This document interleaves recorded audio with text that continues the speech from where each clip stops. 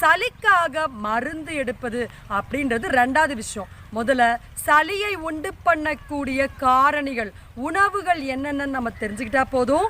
வாழ்நாள் முழுக்க சளி தொல்லை இல்லாமல் நல்லா சுதந்திரமாக மூச்சுடக்கூடிய ஒரு ஆரோக்கியமான உடலமைப்பை நாம் பெற முடியும். அதற்காக என்னென்ன விஷயங்களை நம்ம சற்று சிரத்தை எடுத்து கான்சன்ட்ரேட் பண்ணுன்ற முழுமையான தகவல் பற்றி தான் நம்ம இந்த பதிவில் பார்க்க போகிறோம். நம்முடைய உடம்பில் ஏற்படக்கூடிய எல்லா விதமான பிரச்சனைகளுக்கும் முக்கியமான காரணம் நம்முடைய நுரையீரலில் தேங்கி கிடக்கக்கூடிய சளி கழிவுகள் தான். சளி ஆட்டோமேட்டிக்காக வெளியே வந்தால் கூட நம்ம அதை சப்ரஸ் பண்ணி உள்ளுக்குள்ளே தள்ளிடுறோம். ஸோ இந்த மாதிரி பண்ணுறதுனால அந்த சளி ஒன்று நீராக மாறி நம்ம உடம்புல வீக்கத்தை கொடுக்கும்.